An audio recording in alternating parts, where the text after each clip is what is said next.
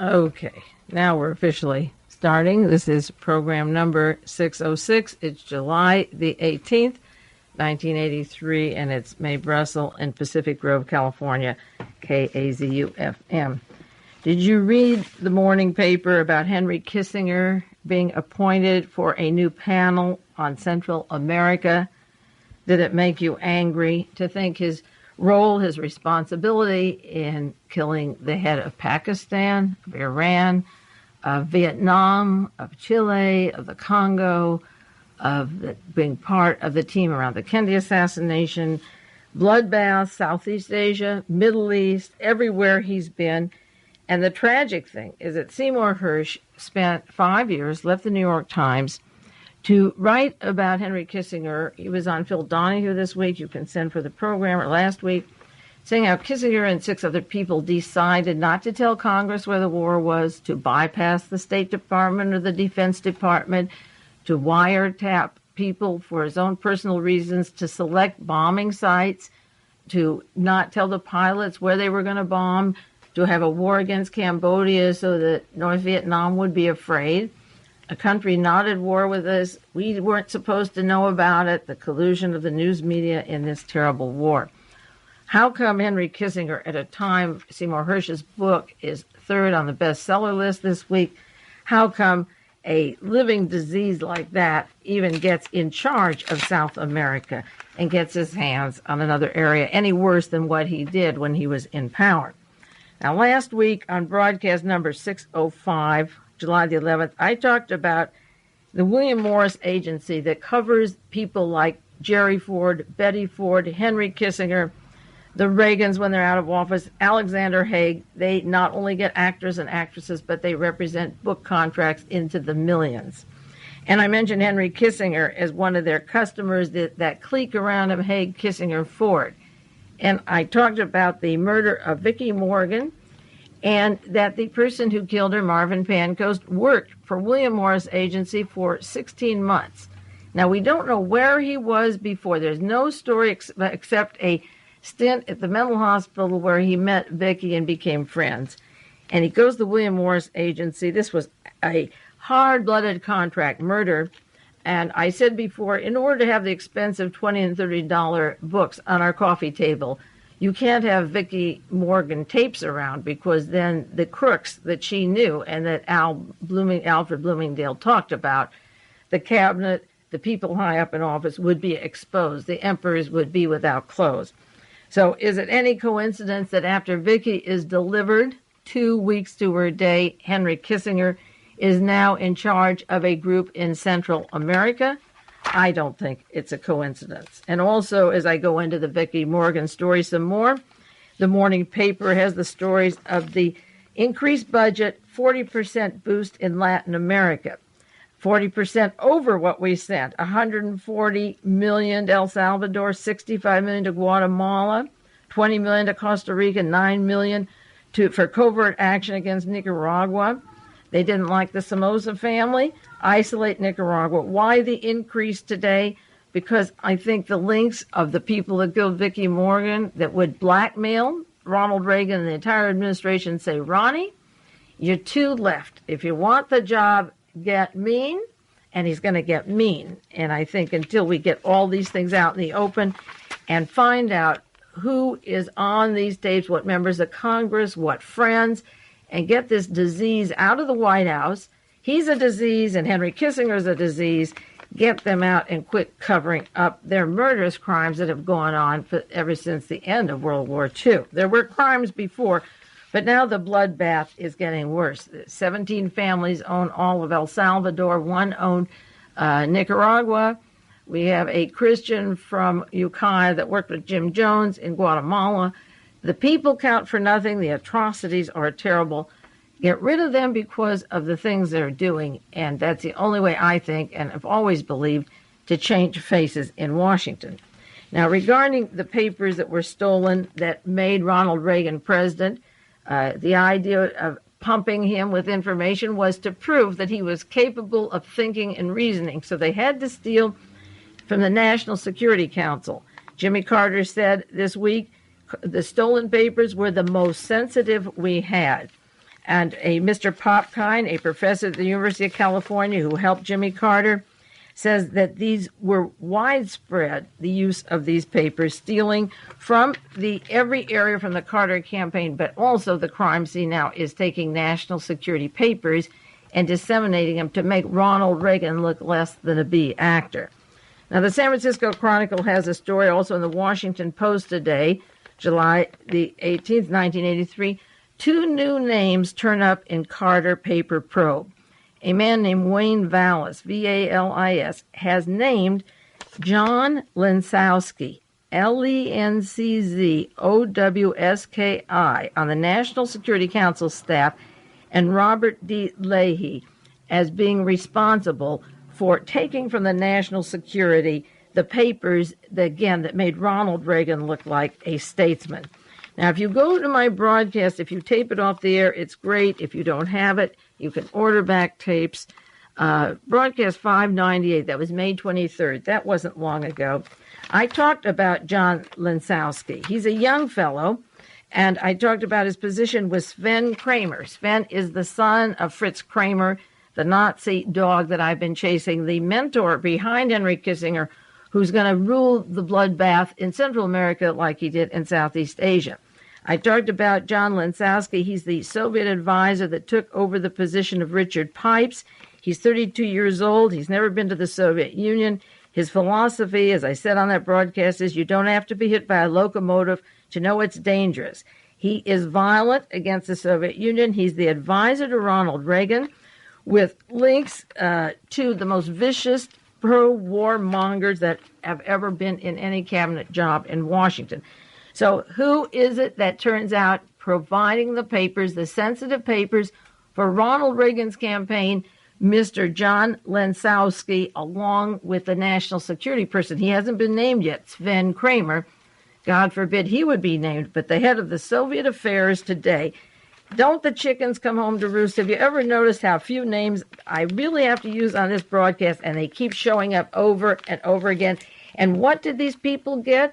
Mr. Casey had stolen papers. He becomes CIA director. Richard Allen, he was national security director. Mr. Lencowski becomes head of Russian affairs and gets promoted to the National Security Council. Every single one of them pilfering the agencies, sneaking behind Jimmy Carter to make Ronald Reagan look like somebody when he really is a sleazy person.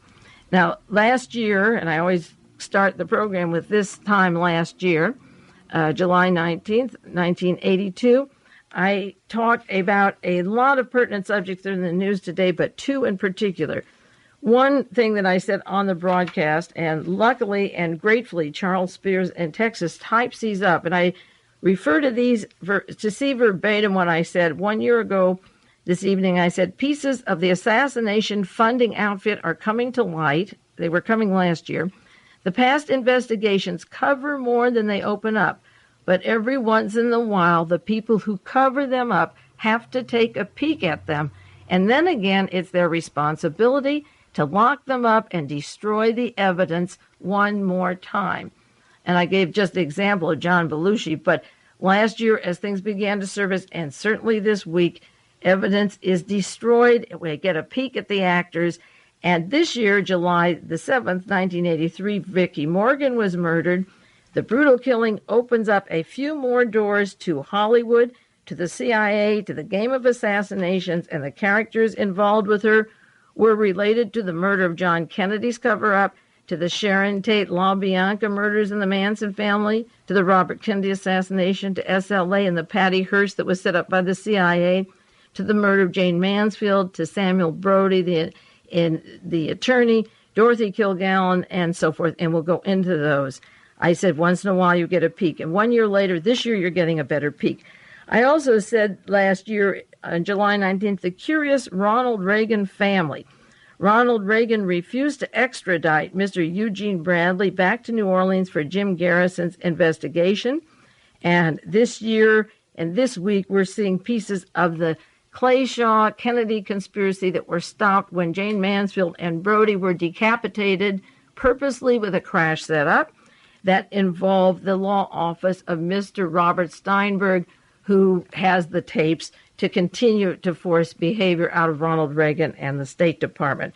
So this year, Robert Steinberg appears. He took over the law office of Samuel Brody, and we'll go into that, when Brody was murdered. Brody was murdered on the road to New Orleans, right outside of New Orleans, with Jane Mansfield, the actress. Handcuffed to his bag, to his arm, were the papers of Melvin Belli and Jack Ruby to prove to Jim Garrison of the conspiracy that existed. A car was set up, a truck was set up to murder them, and I'll give you the sources as the program goes on. And Melvin Belli could continue the lie that Jack Ruby had a 1-minute epilepsy and that it was not a conspiracy to kill John Kennedy. If Jane Mansfield and Brody had arrived in New Orleans, the history of the United States from 1967 would have been different. That was just a year ago tonight that I was talking about those things. And the story is now breaking open about Vicki Morgan. No matter how the media tries to stop it, it can't, as John Ehrlichman said, it can't be put back in the tube. The toothpaste can't be back in the tube. Maybe a year or two, but not always. This week, Melvin Belli, the attorney for Jack Ruby, who would not let him on the stand to testify because he said you would incriminate yourself. This last week, I was talking about Jack Ruby and the comparison to the Vicki Morgan murder, that Jack Ruby would kill Lee Harvey Oswald to silence him so that you wouldn't know about the conspiracy, and Melvin Belli would be Jack Ruby's attorney. 1 year later, Mr. Marvin Pancos kills Vicki Morgan to silence the conspiracies and the dirty things that are going on in Washington. And the former law partner and associate of Mr. Pancos, of the attorney for this case, who stepped right in, Mr. Steinberg, is an associate and was in the office with Melvin Belli. So it's a few years later and the same cast of characters. Now, when Vicki Morgan was murdered and her head was cracked open with a baseball bat, and I'll continue to be very visual about that till I get it out of my head or till you get it into your head, it was number 10 on the news that night, on the evening news, ABC, NBC. The news goes, Mr. Stone left for Central America, Mr. Bush came home from Europe, a hijacker surrendered in Paris, a hijacker went to Cuba, the rural areas are growing by 11%. As long as we have various people traveling all over the country, the emissaries, it makes news. One goes here and one goes there. And then number 10 was the news. Now, there was a picture in London Sunday Times dated July the 10th of Marvin Mitchelson laying on a bed, smiling. This is 3 days after his former client was clobbered. 3 days after, he has a picture there. Enter stage left, the quotable Mr. Palimony. Now, when she was killed, instead of having a news conference, he did say in words, she took many secrets to her grave, and I know what they are. I was her attorney. He's in London, and I think it's important, the London scene with the Vicki Morgan story. Vicki was in London with Bernie Cornfeld, and I don't know how many other times in London, but it's like I delivered the corpse. She was dead 3 days, and he's laying on a bed just smiling, totally out of context for a man who he represented her until the President of the United States called him to Washington, D.C. with Morgan Mason and said, look, cut the case. 3 weeks later, he stopped being her lawyer. She's dead, and he is half of a page devoted to him in the London Sunday Times. Now, the story about Jane Mansfield was in the Los Angeles Herald, November the 30th, 1979, a James Bacon story. It was about a fellow named Greg Tyler, who was a secretary for Jane Mansfield, and he also was a researcher for Bobby Kennedy. And he said that Sam Brody shared law offices with Melvin Belli.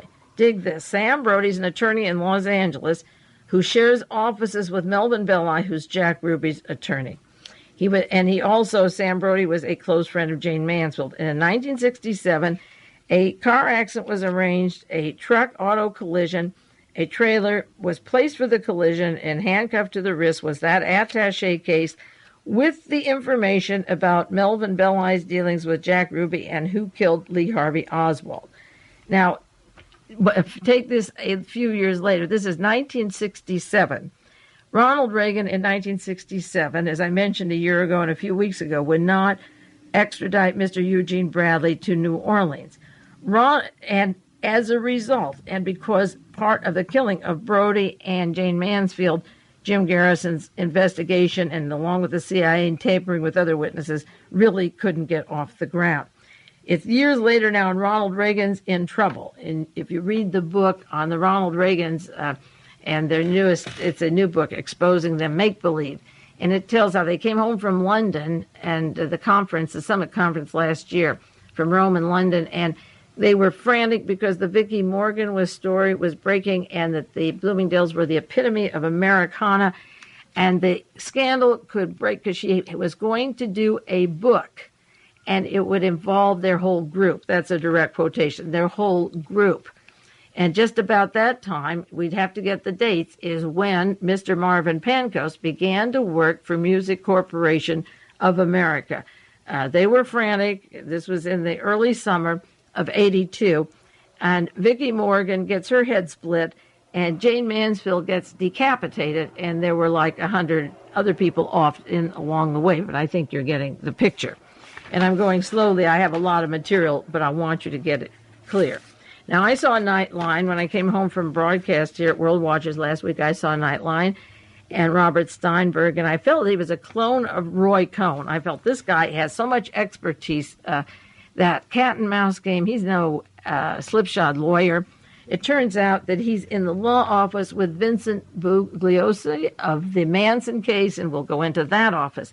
He graduated from Loyola Law School, which was funded heavily. It's a Catholic law school. He went to UCLA, funded heavily by Patrick Frawley. And if you want a background on Patrick Frawley, get the book Power on the Right by Bill Turner, and it tells you about Ed Butler, who worked with Lee Harvey Oswald, Robert Morris. All my favorite characters are in that particular book. And he was a strong supporter of this college, and the Steinberg comes out of that particular law school that was involved with Ronald Reagan's campaigns from the beginning of his career, the Christian Crusades, Roy Cohn, the Joe McCarthy characters, all of them, William Buckley, the entire team were thick with Patrick Frawley. Frawley was born in Nicaragua, incidentally, but he graduated from Loyola, and then he had law office. He's Robert K. Steinberg. There's two in Los Angeles. One is Robert B. This is Robert K. Steinberg,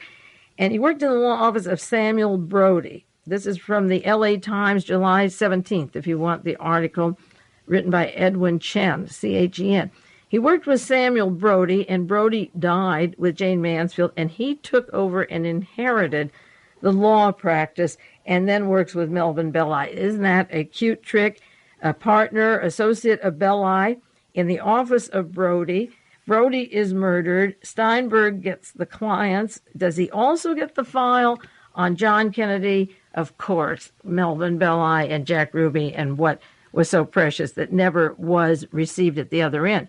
You know, the Vicki Morgan tapes could be missing. The diaries of these various people are taken. They're saying, where are 3 tapes? But nobody is talking about the book she wrote and the notes that she's been keeping all along. Now, he's also associated with F. Lee Bailey, who worked with the Los Angeles Police Department with the Patty Hearst case that covered up the Harrises, the Scotts, the Carmichael Bank. He represents Doug Calley at the My Lai massacre that Seymour Hersh had exposed. This Steinberg is associate of Belli and F. Lee Bailey.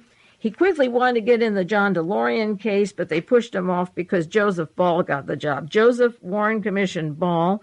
Ball was the attorney for John Ehrlichman at the time of Watergate. He was on the Warren Commission with Melvin Belli and Leon Jaworski.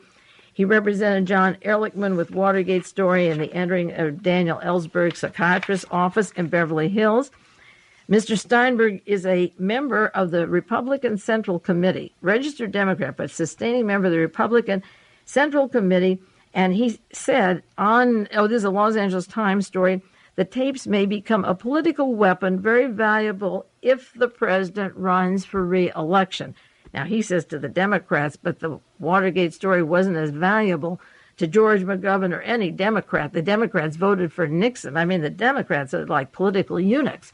But the Republicans pushed out Nixon and got in Haig and Kissinger to higher powers, and Nelson Rockefeller was vice president. It's the Republicans that use these things. It isn't the Democrats. Democrats wouldn't even have to know what to do. But with this kind of information, can the far right, because the Bugliosi office works with the far right, the Manson was a Minutemen Nazi operation. Now, Robert Steinberg has supported Mayor Sam Yorty for a campaign and was appointed to the Animal Regulation Commission. You can almost laugh at that one. Yorty was the mayor who said immediately when Robert Kennedy was shot, Sirhan was a communist. His brother's car was parked in front of a leftist home or bookstore or nightclub. Therefore, Sirhan's a communist, and covered up the Greek Orthodox Church, the CIA, and the links to the Sirhan family. He was a former associate of F. Lee Bailey. So you have Melvin, Belli, and George. You have Ball, and you have Warren Commission, and F. Lee Bailey, and the whole gang that have worked with these conspiracies, and Vincent Bugliosi, of course, who prosecuted as the district attorney the Manson case. Vincent Bugliosi in Los Angeles, and former Sheriff Peter Pitches, and Evel Younger, who was the DA in L.A. and then the Attorney General in California, and Ed Davis, the Chief of Police, now a senator in California. Those four men literally control the corpses, the bodies, the crime syndicate, the CIA, the FBI, Murder Incorporated. In their heads, and anyone associated with them knows where the bodies are buried and can parlay them for their own use. And the San Francisco Chronicle, July 12, 1983, Mr. Robert Steinberg shares the law office with Vincent Helter Skelter Bugliosi. Bugliosi is a very important man because of the Charles Manson case. And also, Mr. Steinberg represents Virginia Graham, who was the key prosecution witness in the Manson case. And if you think the Manson case was prosecuted right, guess again. Now, Bugliosi wrote a book called Helter Skelter, and in there it mentions Joseph Ball, who saw Manson and said he was competent to represent himself. He's got his rockers, okay? Marvin Pancoast won't have his rockers, but he did have. And then he lists in the biography a quick name of the aliases. He says Charles Manson, he described as the leader of the family and the mass murderer. But under Mr. Watson, he says Charles Watson, that's the Boy Scout and the Eagle Scout and the church singer, the devout Christian from Denton, Texas. He said, under his description, involved in the Tate and LaBianca murders. Squeaky Fromm just recently in the Houston Post, this was March the 10th, 1983, she said Charlie wasn't in the houses. He didn't kill Mrs. Tate's daughter. Charlie didn't move us around. Now, there are some common denominators between Patrick Frawley and Ed Butler and the Christian Crusade and the people that were trying to make the Manson story a hippie or a black series of murders.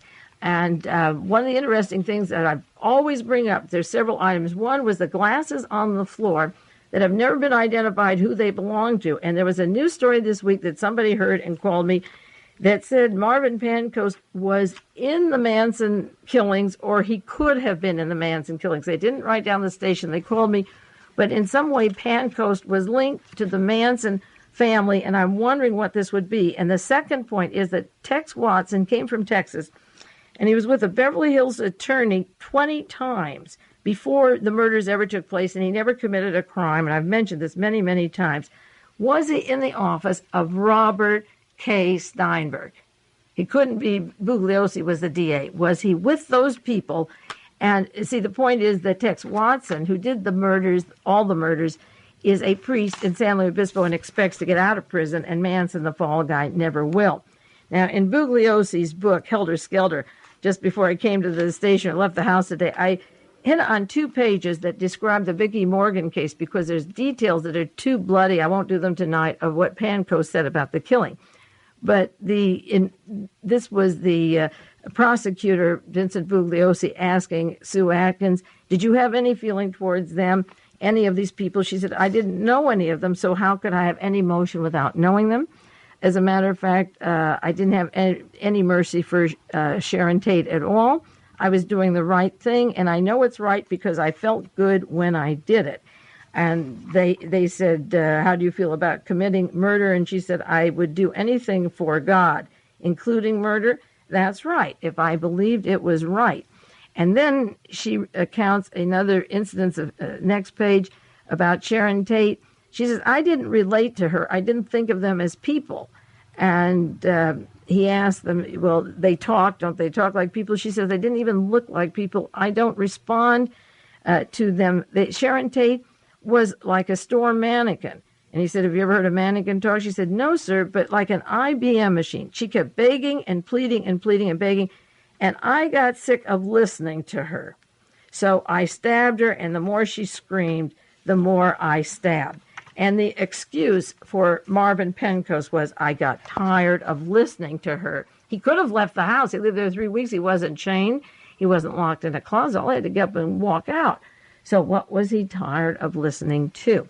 Now, the L.A. Star on October the 5th, 1982, tells about Vicki Morgan living with Bernie Cornfield in Beverly Hills for 6 months while she was with Alfred Bloomingdale. And later, but not to digress, I'll go into the Bernie Cornfield Robert Vesco connections to William Casey and Richard Allen and the shenanigans that have gone on with them for the whole past era in Hollywood and elsewhere. But she was with Bernie Cornfield, and Mr. Alfred Bloomingdale used to come visit her, and she took lengthy trips with Bernie Cornfield to Paris, Rome, and London. They got along beautifully, and Alfred was there. Another story, July 15th, by Eric Malnick, M-A-L-N-I-C, in the L.A. Times on the Valley orgies. A girl stepped forward by the name of Cindy Stonehouse, and she said there was group sex and orgies semi-weekly, San Fernando Valley, and she was a friend of both the attorney, Robert K. Steinberg, and Marvin Pancoast. She's known both of them for a long time. Steinberg as an attorney and Pancoast as a friend for years, and Pancoast seemed to be a procurer for these sex parties, and he called her, do you want to come out to the Valley? There's very important people. Now, she said it was 2 years ago. This is just before he begins to get his cancer, Alfred Bloomingdale, and the age group, according to the tapes, Mr. Steinberg, the average age is between 50 and 70 years old, these 6 men. And the women, of course, were much younger, and not their wives, of course. But that would fit in with the long friends and supporters of Ronald Reagan. And she, as I say, was a friend of both. And she was the person, Cindy Stonehouse, who told the attorney Steinberg, go to see Pancoast in jail. And he went to see him and gave him some dimes. And then with those dimes, he called the woman who brought the tapes to his house on a Saturday night. There aren't many law offices open on Saturday night. It's like Lee Harvey Oswald going to the embassy in the Soviet Union on Saturday. And it's filled with a select group of people written up in Who's Who in the CIA that were there. Now, Cindy Stonehouse said in the L.A. Times, July 17th, when Marvin Pancoast starts talking, it is going to blow the lid right off this town. Remember, we did a broadcast I mentioned a while ago, is John DeLorean going to deliver Hollywood? And these people aren't far and separated from each other.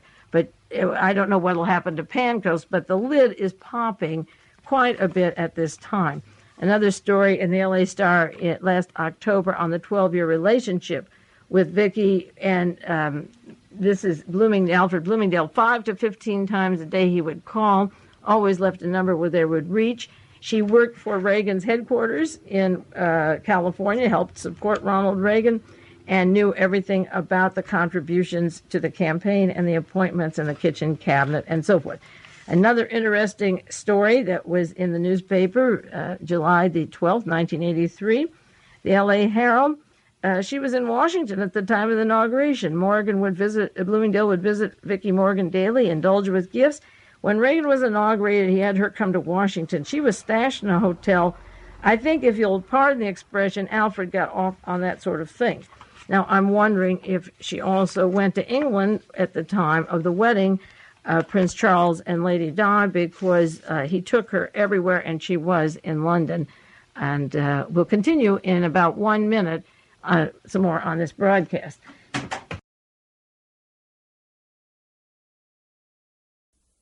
Okay, the mechanics of all this. This is the second side of broadcast number 606. It's Mae Brussell, KAZUFM in Pacific Grove, California.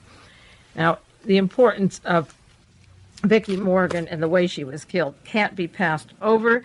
I don't intend to, and particularly with the law firm of Mr. Steinberg and Vincent Bugliosi, and it's necessary now to watch the behavior of Ronald Reagan if he's going to bow to them and get meaner. And if he's going to be blackmailed into a policy as if he isn't mean enough, are they going to push him to the brink to get what they want? because the Bugliosi story, as I said, involved the Minutemen, the Birch Society, the CIA, just as the SLA did, all the tentacles of the Nazi Party, which I outlined in an article. The SLA is the CIA, and the precursor of that was the Manson family. Now, in the book, Larry Lamer wrote on Nancy and Ronnie. He always refers to them as Nancy and Ronnie. The story of their escapades, their make-believe, he calls it, and a terrible writing style, but some interesting things. On page 373, he tells about when the Reagans came home from the summit conference last year. Now, that was a total disaster. They planned it carefully for every moment the way they wanted it to take place, and then behind their back, Alexander Haig, or apparently behind their back, told Israel to invade Lebanon, which broke that up. Nancy's father, Loyal Davis, was dying. Edwin Meese's son was in a car crash. That is the week they got home. They'd known him since he was a kid. He was killed in Washington. And when Nancy arrived back in Washington, this book describes, just towards the end of the book, to Nancy and Ronnie, the Bloomingdales weren't just friends. They were magnificent exemplars of the American system. He heir to the Bloomingdale stores, all the high fashion, and began the credit cards, the wonderful system of letting people know your background and where you are, where you eat, or where you stay through the great credit card system, American Express, which he started. This book says all their friends knew that Alfred and Betsy did not have the closest marriage. As Alfred was dying, Betsy continued going to parties on both coasts. She put him at St. John's Hospital in Santa Monica and was having a dinner party when he croaked. Worse yet, they didn't want the public spectacle to bring embarrassment to all of them.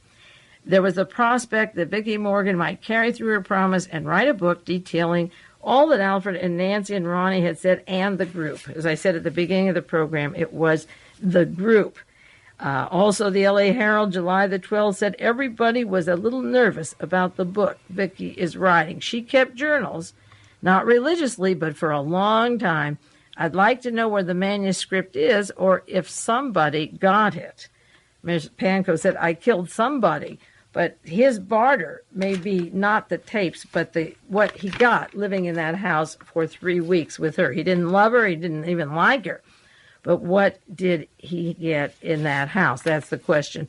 And, of course, in 1982, there were articles, September 20th, 1982, in the New York Daily News. Betsy Bloomingdale is petrified over what Vicki will put in her book. Vicki claims that Alfred confided secrets of the most important people.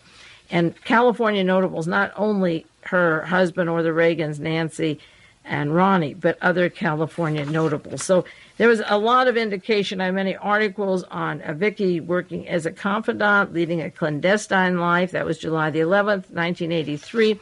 Many articles on the fear of what she was going to do and what she was going to say and how were they going to handle it. And at the time, this fear was being expressed by everybody. Just at that time, as I say, is when Mr. Pankow started to work for the Music Corporation of America that handles all of their books. Now, there's a news story yesterday naming names in Vicki's tapes. Robert Steinberg says if the men from the Justice Department don't come forward and say that they did indeed see those, then he's going to expose more about the tapes, who's on the tapes by name. See, he said on Nightline, I will burn them tomorrow. If the president wants them, I will burn them. And then he does, in fact, talk to the White House, and then all of a sudden, no tapes, he says, exist. Now, the Jack Anderson story that he stole them and the Larry Flynn story are all smoke screens. The way they're doing the smoke screen and knocking it to a non-story reminds me of our seeing the Beatles concert, their very last concert at Candlestick Park. And there were people jumping the fence, and there was a possibility their life was in danger because John Lennon said he was reaching more people than Jesus Christ and so forth. So a woman jumps over the fence right in front of the concert facing them, and the policemen run after her. One takes her arm, and then another cop came and took her arm, and another one took her leg, and a fourth one took her leg, and they started swinging her, and it looked like they were going to toss her. They didn't move her out or take her by the arm, and they were swinging her back and forth higher and higher, and everyone at Candlestick Park, just everyone obviously, was watching this. I never saw anything like that. And finally, after they stopped swinging her and took her out, there were no more Beatles, and they were gone. They were gone forever as a group, and we were up there that last night. But the diversionary was so fantastic. And so somebody calling Larry Flint and saying, you can have the tapes, and Flint offering $1 million, and then saying Jack Anderson has it, all that is a cover-up. Now, the attorney for Marvin Pancoast is doing what the attorneys do for these cases. They're mentally off. His name is Arthur Barons, Barens. He says, I do not think Mr. Pancoast was responsible for his action the night of the homicide. I'm not confident he can participate in his defense. Pancoast was once hospitalized for psychiatric problems in 1979. Now, he was at the same hospital, Mount Sinai Hospital, where Vicki Morgan was at the time, and she was depressed over something, and she was in the hospital. But interestingly enough, the hospital they were at that was named in the newspaper is Mount Sinai Hospital. And I happen to know people close to Mount Sinai, and I had my own experiences with a member of my family at Mount Sinai. If you want to know where they refer people, not always, but a particular doctor there that was taking care of a member of my family, he was going to ship him to Chestnut Lodge in Maryland, which is a military hospital. And if I called that hospital and said, who runs this hospital? How many times has this doctor sent people there? What do you do there? And a book came out called The Journal of Judith Beckstein. She was born in Chicago, graduated from Vassar. She was a journalist and went to Northwestern University and was a reporter of the Chicago Herald Tribune. And when John Kennedy was murdered, she began to question John Kennedy and Robert Kennedy and Martin Luther King's murders. And somebody delivered her wine or champagne. I think it was her husband. And her mind went out, and she was literally a prisoner. I don't know where she is now, at Chestnut Lodge Hospital. And she told about the lies, the deceits, the distortions. This is part of her book, The Manipulations, the deliberately contrived planet smears. And she mentioned a Dr. Samuel V. Thompson, the chief of the Navy Psychiatric Service. That's the guy. And she said Artie Bremer, who shot at George Wallace in Maryland, was programmed at Chestnut Lodge. It was used by the military to program people to be assassins. And if you go to, that doesn't mean if you're at Cedars-Sinai in the psychiatric, you will be an assassin. What I'm saying is that they do send people from there to Chestnut Lodge, and not everyone at Chestnut is an assassin, but they have a military branch that turns them into assassins, because then I did a lot of research for years on Chestnut Lodge, and she wrote in her book that she thought it would be proven that the dreams of Hitler never died in 1945. This is in the introduction, Roman numeral 8. She said this is part of a 20-year neo-fascist international conspiracy that involved the murder of John Kennedy, Robert Kennedy, Medgar Evers, Martin Luther King, Hale Boggs, George Wallace shooting, Adam Clayton Powell, the students at Kent State, Jackson State, the 11 Israeli athletes. You know how those were linked to the CIA later? No one will ever know how many world leaders, Democrats, liberals, Republicans, conservative civil rights leaders, poverty leaders, journalists, teachers, religious leaders, and key people in all vocations and walks of life have been murdered because of this system and the people through the institutions like this. And then she said, they murder individually and in group. They have tuberculosis germs. They added live cancer cells. They experiment on guinea pigs. They're aimed at improving and perpetuating the super race. These doctors are experts in the philosophy of medicine, of science, the art and subtleties of psychological, germ, conventional warfare. They have the formula necessary to set up one human being to kill another at the right time, place with the right weapon, whether it's guns or germs or airplanes or radar or psychological deceits. That's what she was saying about Chestnut Lodge. And I do know for a fact that they have shipped people from this particular hospital in Los Angeles to Chestnut Lodge. I know that they were trying to pull that with a member of my family, and I got an attorney up here in Monterey, spent $1,000 to have him run to Los Angeles, investigated it like mad, and found out more than you would ever want to know, but which I share with you from time to time. So she was saying about this institution, and the excuse for Marvin Pancoast getting off is, well, you know he was in a mental hospital in 1979. So what? Where was he before? Where was Marvin Pancoast all the other years? Write some of those reporters and call them and ask them where he was. Let's have a bio year to year that he ends up at the William Morris Agency That's all we know he did. Now, he was going to a psychiatrist 2 to 5 times a week until up to the time that he clobbered and broke the skull of Vicki Morgan. And she was a very important woman. As a matter of fact, there's another story that was in the newspaper this week, a friend of hers, that she went to Europe, that she was 3 times with a particular king in Europe. She wasn't any ordinary woman. Her house had $70,000 worth of furnishings that she put in her Beverly Hills home. And what happened was that the money was cut off when probably when Reagan was swinging into his campaign, and Nancy and the Bloomingdales knew about this going on back for the past 10 or 12 years, and they had to wipe it or clean it out. And the money dried up, and Betsy Bloomingdale dried it up. Her husband had a cancer, maybe one of those Chestnut Lodge type of cancers. Surely he was healthy. He was put on the CIA committee by Ronald Reagan in 1982, so he wasn't too cancerous then, and he was living with her at the time. One story tells how she went off to Europe and had a particular king. This was in the L.A. Herald, July the 12th. She had affairs with influential men. In addition to Bloomingdale, she had an affair with a foreign king who 3 times flew her to his country. He once came to see her in the USA. It was quite a thing. She lived with a prominent producer in Malibu, and it goes on and on. As I say, traveling with Bernie Cornfield to Rome and Paris and London simultaneously, owning 10% of a business down in Fort Lauderdale, Florida, where checks were to come into her, knowing royalty, going to the inauguration, and Nancy's there, takes the Bloomingdales to the wedding of Prince Charles and Lady Di.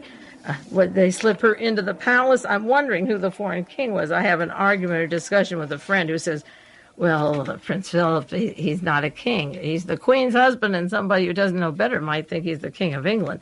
They don't study those things very much, and it may be a figure of speech to hide what was going on. But there was a lot of activity between the royal family and the Reagans in the last year and a half. In fact, Prince Philip was out in Malibu at the Getty Museum. He was in California with Arm & Hammer. They were flying back and forth and out here on their yacht, the royal family, and Nancy was back there twice in London and stayed at the castle, and Mr. Fagin was in the Queen's room at the castle, and I wondered what he was doing there, and next week maybe I'll do a chronology of Vicki Morgan's activities and Alfred Bloomingdale's and what was going on in 1982 around the world, and particularly in London, if you remember my broadcast of that. Now, this isn't the only blackmailing that was going on. There's the detective Robert Hall that I talked about, not for a long time, but many of you don't know the name. Some of you remember the early broadcast. This goes back to 1975. I had just been on the air 4 years. Robert Hall was a detective in Los Angeles, and just here's one type of story. Los Angeles Times, August 28, 1975. Robert Hall was murdered in July, and Chief of Police of Beverly Hills, Captain Jack Eggers, suddenly quit the police department because of, according to the LA Times, a surprise, twist, and tangled affair. Now, Jack Eggers worked with Robert Vesco and Bernie Cornfield and was responsible with Bobby Hall and the others of supplying the drugs that kept Howard use a slave and mentally out of his head at the Beverly Hills Hotel before they pushed him off the brink in Boston in 1966. From 1957 to 66, Jack Eggers was the liaison up to that bungalow, controlling that empire. The LA Times story says Eggers is linked, and he had to get off the force, to the murdered private investigator. Eggers had some unexplained connection with Thomas P. Richardson, the associate of Robert Vesco. And Mr. Richardson had been involved in smuggling guns and prostitutes. Again, women like Vicki had or procured, or Pancos procured for the sex parties. Robert Vesco was linked in 1975 to the tape recordings of other private investigators to particular crimes in Hollywood of blackmail, extortion, and gambling, recordings involving political and show business personalities in various criminal activities. Now, I was saying in 1975, if you got those hundreds of tapes that they took out of Bobby Hall's place that also are in the hands of the police department or have been destroyed, you wouldn't have had to have Ronald Reagan for president at all. Robert Vesco is involved in these, and Mr. Richardson and the chief of police of Beverly Hills was involved, and Robert Hall's job, he did tape recordings of very many famous people.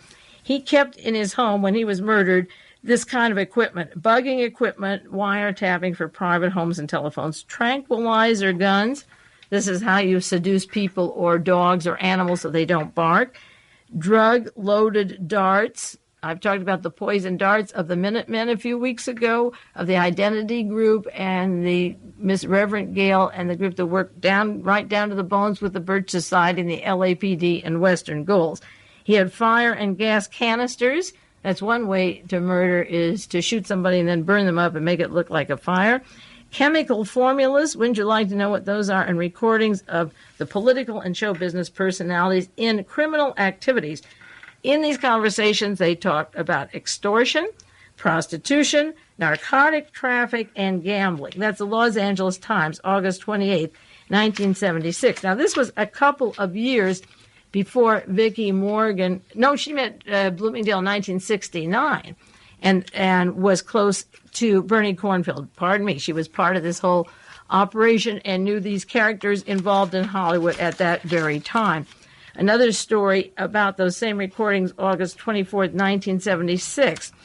Hollywood stars drug link probed in a sling. This has to do with sensational disclosures about prominent Hollywood stars with drugs. Involves blackmail, possibly murder for hire. It has to do with 195 cassette tapes containing the seeds of a scandal that will rock Hollywood with criminal charges against very many people, including major stars. The FBI was called into the case because of the links with millionaire Robert Vesco, who for years with the investment overseas. The IOR was partner with Cornfield, who travels with Vicki to Rome, Paris, and London, while she simultaneously is with Mr. Alfred Bloomingdale. This also says that Robert Hall was following Salminio on the night the actor was stabbed and murdered. Salminio was about to play the part of Sirhan Sirhan in a movie on the Robert Kennedy assassination that already was written and arranged. Robert Hall was 45 years old. He knew about these various people. He worked for the Howard Hughes organization. He was shot through the head neatly in the back of the head, died instantly. It was a summer evening, and the door was open, and he reached to the refrigerator to get something. He died with this fruit in his mouth. Way back in 1977, I did a broadcast number 292, the near murder of Jack Eggers. 2 years later, Jack Eggers went out of his house.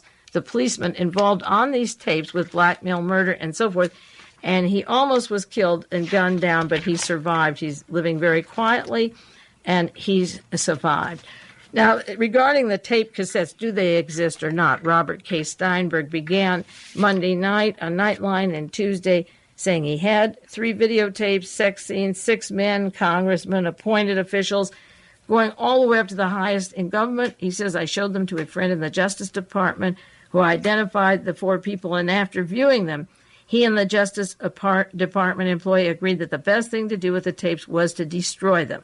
He said on television, I will destroy them tomorrow afternoon. The only person I would turn them over would be to a representative of the President of the United States. Now, the next day, as I said, he talks to the White House. He talked to Fred Fielding. Fred Fielding is a roommate, owned property with Richard Allen, and worked with Robert Vesco and Mr. Casey. The whole team in Washington, William Casey and Richard Allen and Robert Vesco and Bernie Cornfield, have worked and had a lot of experiences. That's how they got where they are today, is by trading information and parlaying a lot of military coups and a lot of blackmail and so forth that would be on these tapes. So he talks to the White House, and then all of a sudden he says, oh, my gym bag is gone. Isn't that a shame? Now, the White House can't be accused of destroying evidence. They wouldn't do that, would you? I would if they had them of me. I'd say burn them and say that Jack Anderson took them. That's a good one. And then the next day, somebody calls Larry Flynt, and he says, Larry Flynt has them. No, he was going to sell them for $1 million. No, Larry, you can't have them. That fell through. Now, I think Larry would love to have a picture of those tapes, because Larry Flynt was publishing. He bought the LA Free Press and published one whole issue on the murder of John Kennedy involving the CIA and top officials. And he was working with Mark Lane and Dick Gregory. And right after that issue came out, he was shot and paralyzed down in Georgia. And he's been harassed and survived that case like George Wallace, but has lived in pain. ever since. So I don't think that he would mind you having those tapes or seeing those tapes. I think he would very much like to share those and get his vengeance. It would be logical. But they teased him like, would you like to have the tapes, of the people who shot you, because they're all involved in the past? And he says, would I ever? I'll give you $1 million. And I say, oh, no. I'll meet you 11:30. And he's sitting there drooling the way Alfred Bloomingdale did as Vicki whipped him, and all worked up. Everyone gets their rockers in a different way.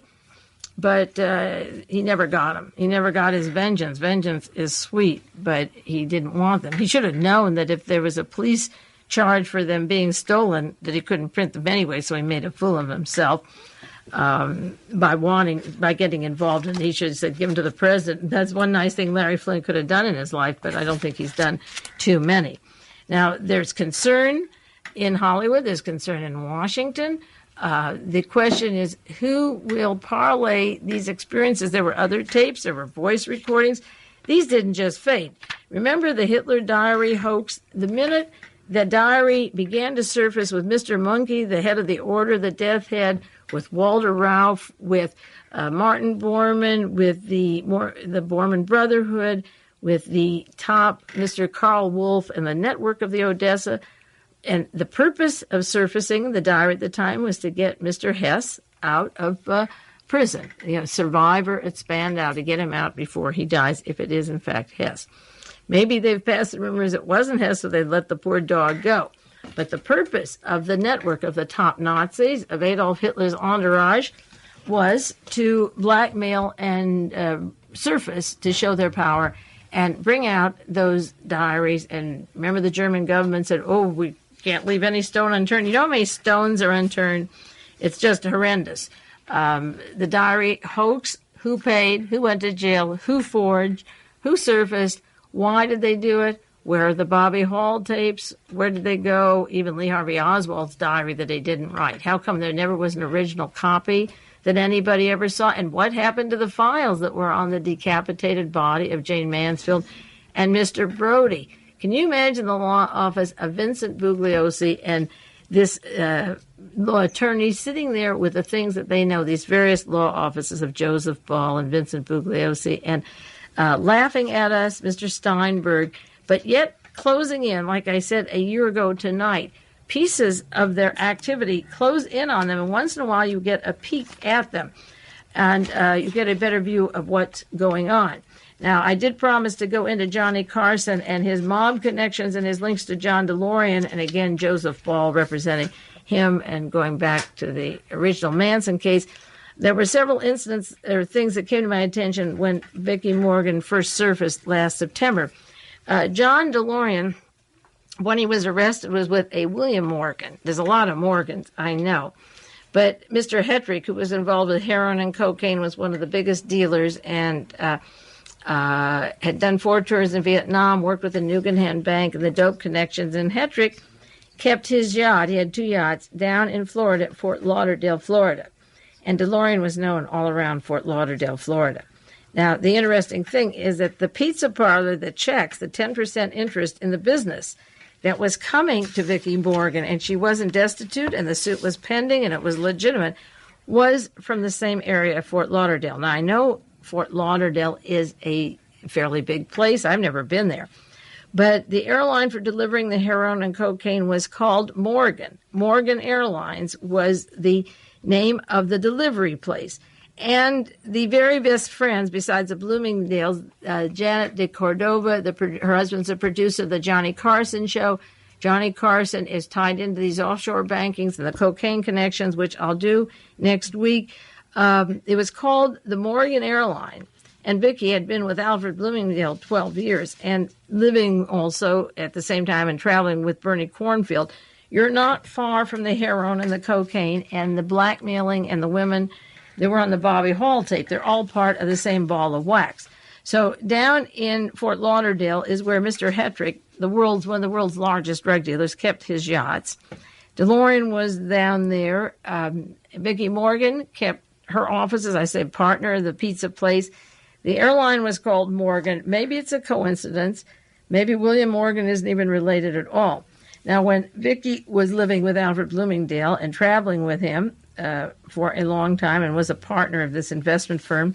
I mentioned last week it was in Fort Lauderdale. The partners have not been identified. The two men refused to be identified. And until we have certain questions answered, which we may never have, like was Mr. Pancoast in Sharon Tate's house after the people were murdered? Was Tex Watson at Mr. Steinberg's law office? Where are the tapes that were with Mr. Brody on his arm? Where did they go? Where are the tapes of Bobby Hall? Who are the partners of Vicki Morgan down in Fort Lauderdale? These are questions that I ask now, and they'll surface eventually. You'll hear the answer in a few years. I'm a very patient person, in case you didn't know that, and the answers will come. Now, Vicki Morgan was living with Bloomingdale in 1971. She started in 69, but at the height of Watergate. In 1971, she first met him in 69. In 79 was the height of Watergate when William Casey was tied up with Robert Vesco, and Vesco allegedly offered Casey several $100,000 for to get off. He was wanted on criminal charges, and he wanted to get off of these charges, and he wanted the president and the Security Exchange Commission to clear him. And there was a payment of a campaign money to Richard Nixon of $200,000, and Mr. Casey was the Security Exchange Commission person, and Vesco was tied in with Maurice Stans and John Mitchell and Bernie Cornfield just at the time of Watergate, when Vicki Morgan was living with Alfred Bloomingdale and had been just taken on. As I say, Janet DeCordova, Cordova, a close friend, her husband, producer of Johnny Carson. She and Nancy and Betsy are the closest of friends, and there's this close contact between them, and I hope I will get into the Johnny Carson, John DeLorean heroin cocaine case next week. There's a lot of unanswered questions. There always will be, and I will always ask them. And I got 1 minute. I just want to explain that after the Sharon Tate murders, and I've mentioned this before, but some new listeners may not know it, the Manson family members left the house, and the police didn't come for a while, and each person testified privately and individually where they left the bodies that were murdered, and every one of them had been moved, and they had put ropes around their neck to make it look like the occult, and they never identified who moved the bodies. And I didn't catch the news spot about Pancoast, but the way he brutally murdered Vicki Morgan and walked in and said, "I killed somebody," and didn't even give her a name, is like the testimony of Sue Acton saying Sharon Tate is a mannequin, she's not even a person. Well, the time is up now. It's just about 20 seconds till the end of this hour, and in the meantime, this is Mae Brussell. It's KAZU-FM in Pacific Grove, California. The views expressed by Mae Brussell during World Watchers are those of the commentator and do not reflect the opinions of KAZU, its board of directors, or staff.